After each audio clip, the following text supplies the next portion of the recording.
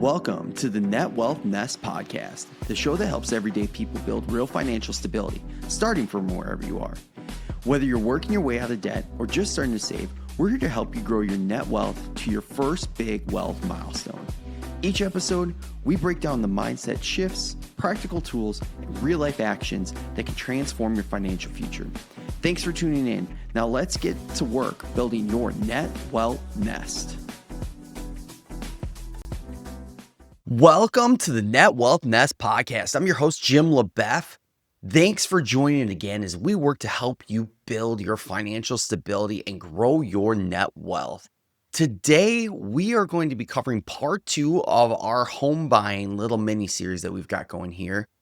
And today we're going to focus on searching for your home. And that includes building the team that will help you search for your home.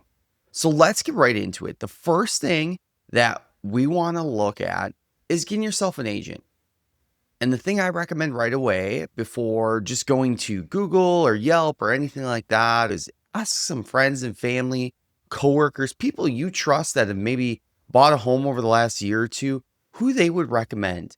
They'll give you an honest opinion of the agent they used, and that might be a right fit for you. Another good thing to know is the agent someone who works with first-time home buyers. First-time home buyers require a little bit more help. They have more questions. They don't understand the process because they've never been through it before.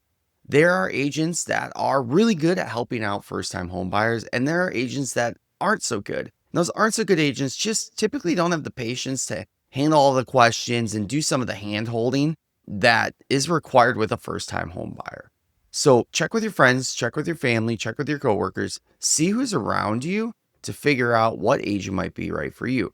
Once you've got a few agent names, it's a great time to reach out with them either from a phone call or an email and ask them a few questions. Let them know you're in the market. You've done all the background work. Maybe you've gone through and you've made sure you had a great down payment set up like we had talked about in our first episode. Maybe you've already zeroed in on a bank and have a pre-approval letter and have an idea of what you're looking for in the areas you're looking for. But you can email them and ask them a few questions on how they handle looking for homes for their buyers. The first great question to ask is, how many first-time buyers have you helped out in the last year? If they say 0, or maybe that, I don't help out first-time buyers very often, that might not be the right agent for you. Hopefully they have a handful of people that they've helped buy a house and then you can move forward with them.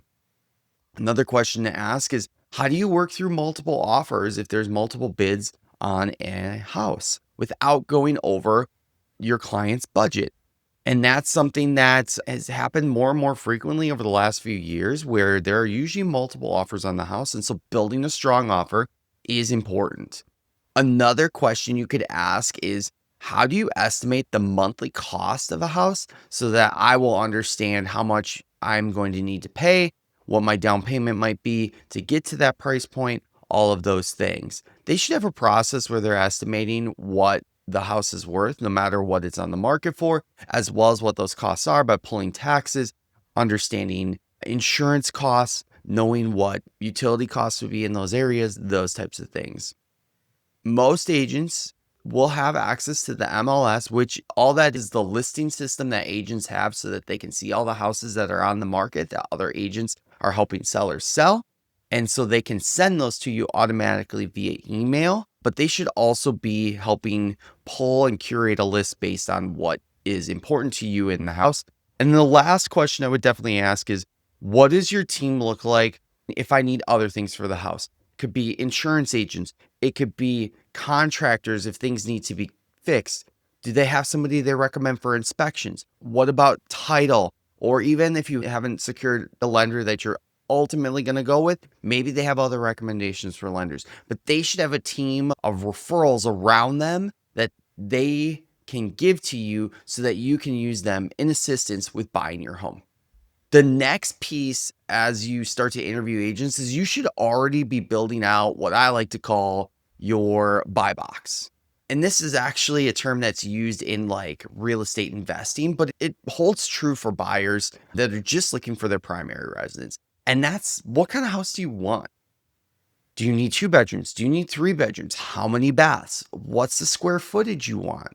All of those things. There are a few things that you should have as almost like non-negotiables or something that is very important. And those should be things like your bedrooms, your baths, what location you want it in.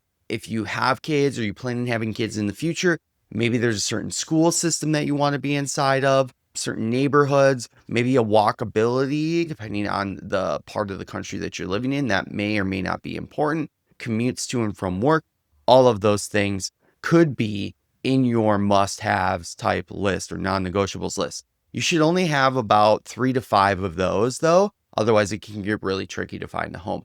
Then you should build also a list of some nice to haves. And those could be a few things that fall out of the need to have list into that nice to have list, or they could be other things that might be nice to have, but not make or break the sale. For example, maybe you have a pet and you want a fenced in yard, but it's not something you have to have right away, or you could put in a fence long term, or you could take out, let's say you have a dog, your dog on a leash, if that's what it came down to. So that might go into your nice to have list. Depending on some areas of the country, some people like to have a pool, especially in the southern parts of the states. That is a more frequent option in housing compared to where I live in the northern part. It's not. So maybe you want a pool, but it's not something that's going to make or break the house. All other features, maybe you want a real fireplace versus a gas fireplace. Those types of things might be nice to haves. And again, you should build a list of about 3 to 5 of those items. And that way you can give anywhere between 6 and 10 items to the realtor that says, this is what I'm looking for. These are the things I got to have. These are the handful of things that would be great if we did find something like that. And that will help them curate a list of properties for you to look at. The next step after that is having the agent curate a list, give you a list of houses, and then going and visiting those houses. And there's a few things to get under your belt, especially as a first-time home buyer, so that you understand when you walk into a property what you're looking at. Many people, when they walk on the property, they're just looking at the cosmetics. Oh, do I like the paint? Do I like the floors? Do I like the counters? Oh, does that kitchen look cool? Oh, is the bathroom nice? And they try to envision their stuff in that house. There are some really important things that you should be looking at that don't necessarily automatically come to a first-time homeowner's attention as you walk a house. And so the first thing is, as you're walking up to a house, you should be thinking about and noting the external condition of the house. Look at the roof. Does it look newer? Does it look functional? Are there issues with it? Does it look faded and worn out and something that you're like, oh man, I might have to replace that soon? Same with the siding. Is the siding in good condition? Is it cracked? Is it falling apart? Any of those things. Look at different things like the grading and how the land is around the house. You don't want water coming into your house when it rains or storms or any of that. So if there's grading where the dirt slopes away from the house, are there gutters all the way around the house that will help deter and push any water away from the foundation of the home? Those types of things are really important. Look for cracks in concrete around the house, whether it be the driveway, the sidewalk. Look at the foundation that you might be able to see around the house. Does that look like it's in good condition? There's no big cracks or any of that. If your home has an air conditioner outside the house, what type of condition does that look? Does it look like it's 20 years old, or does it look relatively new? But does it look like it's taken care of? Does the outside of the house look like it's taken care of? Those big things around your HVAC, your foundation, your concrete and sidewalks, the roof or the siding, all really important to make sure they look to be in decent condition. When you're in the interior, of course, you want it to look nice. But remember, you can paint, and paint is comparably cheap to other things inside your house. Same thing with even flooring. If you really wanted to, you could change the flooring or the aesthetics of the home at a less expensive rate than some of these other things we're going to talk about. One thing I want you to look for when you're in a house is any signs of moisture in the house that shouldn't be there. Stains in the drywall from water, especially if it has a basement, you go into the basement. Any type of water seepage that you might see in there. Looking underneath the sinks as an example and seeing if there's water there. Are there leaks there where there could be mold building up? You want to look at those types of things. You want to look at the electrical panel. Is it a newer panel that has breakers? Again, if it has old school fuses, which are just little round things that look like miniature light bulbs you pull in and out, and fuses are very old, it's not necessarily something that would be unsafe, but it is something that would potentially need to be upgraded in the future and would be something that would cost a few $1,000s to do. Again, might not make or break the deal, but something to be aware of in the future. Same thing when you're in the basement, if it has a basement or you're looking at the furnace. You need to judge, just like you did with the air conditioner outside. Is the furnace clean? Does it look like it's relatively new, or does it look 20 or 30 years old and it's something that you might have to replace? The water heater will be right by the furnace. Same concept there. Looking at different things like the windows. What's the condition of the windows? Do they all open? Are there screens on the windows so that you can open them and not get bugs in the house? Those types of things. Also, things as you're walking houses that your realtor should help you with are, what are the utility costs? How much does it cost to heat the house, cool the house, water, gas, electricity, all of those things you should want to know. Is there internet access to your house? Some houses might struggle, depending on where you're looking at, especially in rural areas of the country, to have internet access. All those types of things you should understand the costs of. You should know if there's an HOA, what the HOA cost is. Is it monthly? Is it quarterly? Is it yearly for your HOA? Add that cost onto there. And then last but not least, also really important, is understanding, are you in a flood zone? So if you're in a water type area, is this a flood zone or not? Your realtor should be able to help you research that, or I've already done that research for you so you understand, because having a flood zone could raise your insurance costs. So as you walk the house, the other thing I recommend that you do is you take a lot of photos. Some people will even turn on their voice recorder, walk around and talk as they are working with their agent so they can remember. The key is, when you go through a house, it's usually only 20 to 30 minutes. You're going to look at a lot of different things and you're going to forget a lot of the things you looked at. So taking a ton of pictures, or even doing voice notes, or even typing notes, if that's more comfortable for you, is a great way to understand the pros and cons of each property as you walk by, especially if you're walking 2, 3, 4 properties in any given day. If you do find a property you like, writing a solid offer after touring everything should be your next step. You should have all your ducks in a row. You should have gotten your down payment ready and is available to you. You should have already gone through the pre-approval process and have a pre-approval letter through your bank. You should have toured the property and done all the things when you were working with your agent. And so writing a smart offer is the next piece. And so there are a couple pieces that your agent should easily walk you through. They will write up an offer on what your purchase price is, which is what most people focus on. But the other aspects of your offer could make or break it for the seller. The first one is going to be earnest money. And that means that's money when you submit your offer, that if the seller accepts your offer, you will put down in advance, which is part of your down payment. You will put down in advance to let the seller know you're serious about actually executing and fulfilling your part of the contract to close the sale. And that's usually somewhere between 1% and 2% of the purchase price of the house. So if the house is $200,000, it's usually somewhere between $2,000 and $4,000 that you will put down that shows that you will execute and are serious about buying the house. And the reason you do that is, what a seller doesn't want is for you to back out of the contract, even if they're fulfilling their part of the contract. If you do that and you have earnest money down, you could lose that earnest money, which is a way for the seller to make sure that they know that you're not going to back out of the contract without having an actual reason in your offer. Having that earnest money is just a safety net for the seller and shows you're serious. There are ways when you put together an offer where you can get that money back if something isn't going your way. And those are going to be things like when you do the inspection, there's something that comes up in the inspection that shows that there would be a repair that you do not want to pay for and you can't negotiate a way for the seller to repair it, that you could back out. Or if the appraisal doesn't come through, where the bank actually goes to the house and says, okay, actually, yes, this house is worth this, so we can loan you on this. If that doesn't come through at the right price, or if there's something wrong with the title or any of those things, those are contingencies that you can write into your offer that most people do that will allow you to back out of your offer on the house and still retain that earnest money that you put down. The other thing to think about is letting the seller know how much you're planning on putting down. Again, the more you put down, the more confident the seller is that you're going to be able to close on the house, because you've done the due diligence of saving that amount of money to be able to purchase it. You can also be flexible in your closing date.